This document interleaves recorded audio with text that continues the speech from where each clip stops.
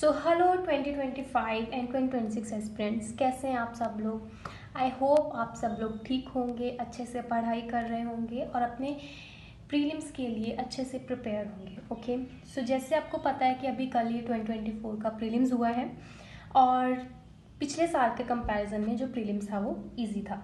ठीक है, सो अभी जो 2025 वाले एस्पिरेंट्स हैं उनके आगे एक चैलेंज है, क्योंकि यूपीएससी इज़ फुली अनप्रिडिक्टेबल। हम नहीं बता सकते कि कैसा पेपर आएगा। सो आई नो कि बहुत से बच्चे खुद को तैयार कर चुके होंगे 2025 के किसी भी तरह के चैलेंज के लिए, और बहुत से बच्चे अभी भी शायद डरे होंगे। ठीक है, और यूपीएससी की प्रिपरेशन में सबसे बड़ा जो रोल होता है वो होता है रिसोर्सेज का। हमें कौन सी बुक लिस्ट फॉलो करनी चाहिए, एंड आज के टाइम पर शायद बहुत सारे रिसोर्सेज हैं हमारे पास, बट हमें उनका वाइज यूज़ कैसे करना है हमें वो नहीं पता। ठीक है, सो अभी इस टाइम पर हमें पता है कि ऑलरेडी जो प्रीलिम्स 2024 है वो डन हो चुका है, वो ख़त्म हो चुका है। शायद बहुत से एस्पिरेंट जो 2024 में अपेयर हुए होंगे उन्होंने जब आंसर चेक किए होंगे, या बहुत से लोगों को लगता है कि हमारा प्रीलिम्स क्लियर हो जाएगा, बट बहुत से होंगे शायद जिनको होगा कि पता नहीं होगा ना, और शायद बहुत से लोगों को पता होगा कि उनका नहीं हुआ। सो हर तरह के एस्पिरेंट्स के लिए, प्लस जिनका सबसे पहले जिनको लगता है उनका हो गया और जिनका सच्ची में हो गया, उनके लिए उनको मेरी तरफ से वेरी वेरी कॉन्ग्रेचुलेशंस। ठीक है, और जिनका नहीं हुआ उनको अपना दिल छोटा करने की ज़रूरत नहीं है। ठीक है, इट्स जस्ट एग्ज़ाम। ठीक है, हमें इसको पूरी लाइफ नहीं बनाना है। ठीक है, हमें इससे सीखना है। देखो, हम अगर इस बार हमने प्रीलिम्स में जो गलतियां की है हम उससे सीख कर ही आगे बढ़ेंगे और कोशिश करेंगे कि उसके बाद हम ये गलतियां दोबारा नहीं करें। ठीक है, सो देखो अभी प्रीलिम्स 2024 हो गया, तो प्लीज़ अभी उसको पीछे छोड़ दो, वो हो गया है। ठीक है, नाउ अपना जो पूरा फोकस है वो दो प्रीलिम्स 2025 पे, जो कि ऑन द वे है, जिसमें सिर्फ 341 डेज बचे हैं, 11 मंथ 7 डेज। शायद देखने में ये लग रहा होगा कि अभी बहुत टाइम है, बट अगर हम रियल में देखें तो हमारे पास बहुत कम टाइम है। शायद उतना ही टाइम है जितने में हम इसको क्लियर कर सकते हैं। ठीक है, सो अभी मैं आप लोगों से एक क्वेश्चन पूछना चाहती हूँ, that are you guys ready for the prelims or not.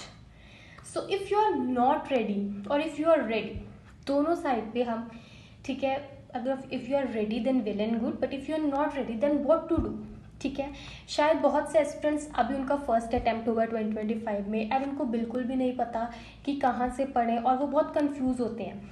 ठीक है, सबसे पहले मैं एक ब्रीफ देना चाहती हूँ कि जो लोग पेपर नहीं निकाल पाते ना, उनमें सबसे बड़ी एक प्रॉब्लम ये होती है कि वो मल्टीपल रिसोर्सेज पर रिलाई करते हैं।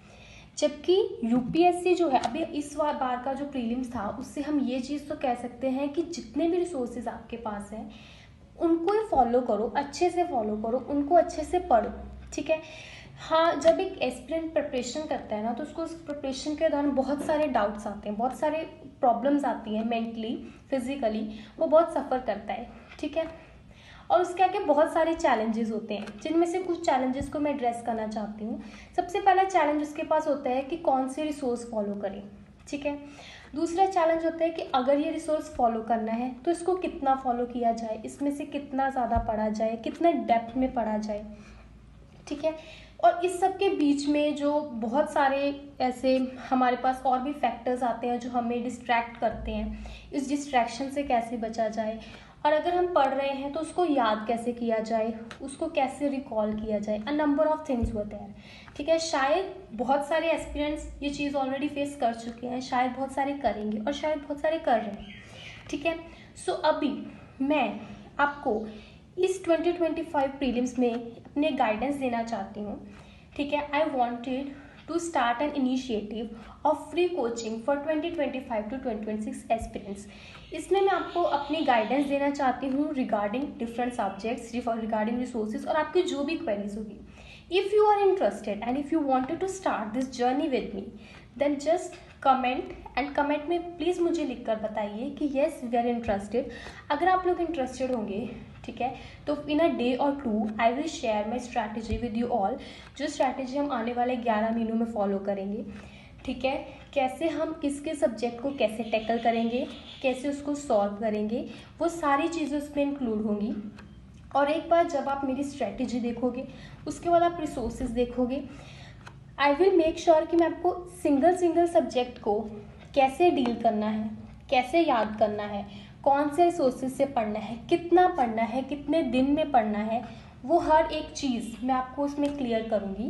क्योंकि जो जो प्रॉब्लम्स एक एस्पिरेंट फेस करता है ड्यूरिंग इट्स जर्नी, मैं उन सभी प्रॉब्लम्स को एड्रेस करूँगी और अपना बेस्ट दूंगी कि मैं आपकी वो सारे प्रॉब्लम्स को सॉल्व कर सकूँ। ओके, उसके बाद सबसे बड़ा चैलेंज होता है current affairs. So current affairs के लिए आपको बिल्कुल भी टेंशन लेने की ज़रूरत नहीं है। हम उसके लिए भी एक फाइनेस्ट रिसोर्स हमारे पास है, हम उसके साथ उसको कवर करेंगे। ठीक है, सो देखो ये हो गया ओवरव्यू। ठीक है, अभी हम इसको आज से थोड़ा सा स्टार्ट करने के लिए, सबसे पहले बहुत से एस्पिरेंट्स नए होंगे जिनको ये नहीं पता होगा कि सिलेबस क्या होता है। ठीक है, अभी मैं आपको सिलेबस बताऊंगी और उसमें हमारी कौन कौन से सब्जेक्ट्स की प्रायोरिटी लिस्ट क्या होती है, हम उसके ऊपर भी थोड़ी सी बात करेंगे। ठीक है, so let's start with firstly let's see what is in UPSC prelims and it's syllabus. Prelims होता क्या और इसके सिलेबस में क्या होता है। ठीक है, सो देखो सबसे पहले there are number of papers कितने होते हैं 2, और ये दोनों कंपल्सरी होते हैं। ठीक है, फर्स्ट और इसमें ये दोनों पेपर्स टोटल मैक्सिमम मार्क्स होते हैं 400, जिसमें 200 ईच पेपर, मतलब कि पहला पेपर 200 का, दूसरा पेपर 200 का। एंड इसके लिए हमें मिलते हैं 2 आवर्स, हर एक पेपर के लिए हमें 2 घंटे मिलते हैं और 20 मिनट्स हमें उन बच्चों के एक्स्ट्रा मिलते हैं जो ब्लाइंड होते हैं या फिर जिनको लोकोमोटिव डिसेबिलिटी या स्टेपलर पैल्सी होती है। ठीक है, हाँ, और अभी इसमें क्वेश्चन आता है कि क्या इसमें नेगेटिव मार्किंग होती है, तो यस इसमें नेगेटिव मार्किंग होती है। Now what is negative marking? Negative marking मतलब ये कि जितने क्वेश्चन हम सही करेंगे हमें उसके लिए 2 नंबर मिलेंगे, बट अगर हम कोई क्वेश्चन गलत करेंगे तो उसके लिए हमारा 1/3 मार्क्स कट जाएंगे। ठीक है, एंड इसमें मीडियम ऑफ लैंग्वेज क्या होता है, दैट इज बाइलिंगुअल, मतलब हिंदी और इंग्लिश दोनों में पेपर होता है। और इसका सिलेबस क्या होता है, GS1 एंड GS2। GS1 जिसमें हम जनरल स्टडीज की बात कर रहे हैं और GS जिसमें CSAT होता है। ठीक है, सो GS1 में 100 क्वेश्चंस होते हैं जिसमें ये टॉपिक्स कवर किए थे जिसको हम आगे बात करेंगे, और इसके मैक्सिमम 200 मार्क्स होते हैं जिसको हमें 2 घंटे में सॉल्व करना होता है। ठीक है, सो सबसे पहले the most important is current affairs. Current affairs कौन से, नेशनल एंड इंटरनेशनल इंपॉर्टेंस। जी हाँ, इसमें नेशनल और इंटरनेशनल इंपॉर्टेंस के करंट अफेयर्स होते हैं। देखिए इसमें हम जो लोकल लेवल पर जो न्यूज़ेस सुनते हैं और जो यूपीएससी की न्यूज़ होती है उसमें बहुत ज़्यादा डिफरेंस होता है। ठीक है, इसलिए हम इसके लिए कुछ न्यूज़पेपर्स फॉलो करते हैं जिससे हम इनको अच्छे से कवर कर सकते हैं। ठीक है, next second is history of India and Indian national movement. India की हिस्ट्री जिसमें एंशिएंट, मेडिवल और मॉडर्न हिस्ट्री आती है उसको हम अच्छे से पढ़ेंगे। Then India and the world geography. India की ज्योग्राफी तो हम पढ़ेंगे बट उसके साथ वर्ल्ड की ज्योग्राफी भी पढ़ेंगे। ठीक है, और इंडिया की ज्योग्राफी हम इसके फिजिकल, सोशल, इकोनॉमी ज्योग्राफी पढ़ेंगे। ठीक है, and geography of India and the world. Next is India polity and governance. Indian polity पढ़ेंगे अच्छे से। देखो अगर हम सिविल सर्विस की तैयारी कर रहे हैं तो पॉलिटी इज मस्ट। ठीक है, देन इसमें हम क्या पढ़ेंगे, constitution, political system, Panchayati Raj, public policy, right issue etcetera. And then is economic and social development, sustainable development, poverty, inclusion, demographic, social sector initiative, etc. Then we will study environment, biodiversity, climate change. And इसके लिए हमें specially लिखा है कि इसमें हमें subject specialisation नहीं चाहिए। अभी देखो अगर हम मोटा मोटा देखें तो we have current affairs, history, history में भी we have ancient, medieval and modern. इसमें हम एक और चीज़ इंक्लूड करेंगे, आर्ट एंड कल्चर, क्योंकि उसको भी हम हिस्ट्री के साथ ही लिंक कर पढ़ेंगे। देन हिस्ट्री के बाद then we have geography, then we have polity, then we have EVS जिसको हम कहते हैं इन्वायरमेंट कह सकते हैं। Then we have science and tech. उसके बाद हमारे पास कुछ और टॉपिक होते हैं जैसे कि IR, ठीक है, and others. So I will write over there others. Okay, so history, geography, political, इसमें एक और चीज़ इंक्लूड करनी हम भूल गए, दैट इज इकोनॉमी।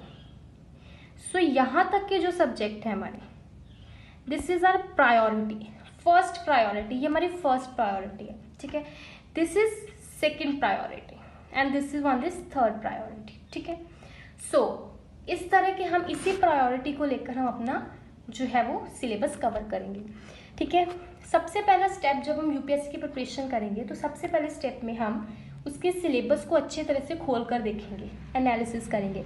जब हम सिलेबस खोल कर देखेंगे ना तब हमें पता चल जाएगा कि हमें क्या पढ़ना और कितना पढ़ना है। ठीक है, first one is this, secondly हम उसके बाद करेंगे PYQs। जिस सब्जेक्ट को हम पढ़ेंगे सबसे पहले आई विल मेक श्योर कि मैं आपको उनके PYQs को अच्छे से गो थ्रू कर दूँ। उसकी वजह क्या है, जब आप PYQs पढ़ोगे ना और जब आप बुक से पढ़ोगे तो जो टॉपिक आपने PYQ में पढ़ा है, जब आप उसको बुक में देखोगे तो आपको उससे ये होगा कि हाँ इसको मुझे अच्छे से कवर करना है। फर्स्ट तो ये हो गया। सेकेंडली UPSC जो है वो PYQ से उठाकर भी क्वेश्चंस डालता है। PYQ कोई ऑप्शन वो अगले साल भी डाल सकता है और कई बार सेम PYQ रिपीट कर देता है, ठीक है। सो ये चीज़ इंपॉर्टेंट है। उसके बाद हम एक एक सब्जेक्ट को कैसे डील करेंगे, करंट अफेयर्स को कैसे डील करेंगे, डेली बेसिस पर टाइम को कैसे मैनेज करेंगे और टेस्ट कैसे लगाएंगे, ये सारी चीज़ें हम अच्छे से अपने इस पूरे इनिशिएटिव में कवर करेंगे। ओके, नेक्स्ट अभी हम देखेंगे CSET। देखो CSET अभी पिछले साल से 2023 से डिफ़िकल्ट आ रहा है और इस साल भी CSET मतलब ठीक था, ये नहीं कह सकते कि ईजी था। सो CSET को भी हम निगलेक्ट नहीं कर सके। हमें CSET पर भी मतलब अगर हम GS को 100 दे रहे हैं तो CSET को एटलीस्ट हमें 50 to 60% तो टाइम देना पड़ेगा, ठीक है। So you know don't need to worry कि CSET कैसे कवर होगा। हम CSET को भी अच्छे से करेंगे और कोशिश करेंगे कि शुरू से CSET चाहे थोड़ा थोड़ा कंप्लीट करते रहेंगे, ठीक है।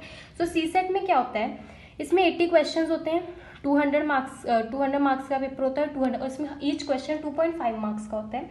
इसमें क्या होता है, interpersonal skill including communication skill, logical reasoning होती है, एनालिटिकल एबिलिटी होती है, decision making, problem solving, general mental ability. और इसमें कहा जाता है कि क्लास 10 तक के लेवल का पेपर आता है, बट जैसा हम 2 साल में देख रहे हैं तो लेवल थोड़ा सा ऊपर हुआ है CSET का, ठीक है। और CSET एक क्वालिफाइंग पेपर होता है, मतलब कि आपको इसमें सिर्फ 60 मतलब आई थिंक समथिंग 67 और 68 नाम मार्क्स चाहिए, मोर देन इनफ है आपके लिए, ठीक है। और इसको आपको ज़्यादा भी कुछ इतना करने की ज़रूरत नहीं है कि 80-90 तक चाहिए। अगर आपके 68, 69, 70 तक भी आ जाएं तो आप आराम से CSET क्वालिफाई कर सकते हो, ठीक है। So this is all about the syllabus. और ये इनिशिएटिव जो है, if you guys are interested और आप लोग कॉमेंट करके प्लीज़ ज़रूर बताना, then we will start it in a day और 2 and I will share you whole strategy कि कैसे हम कैसे किस सब्जेक्ट से कैसे डील करेंगे। Okay, so do comments and let me know if you want me to start this initiative or not. And thank you for watching this video and best of luck. So thank you.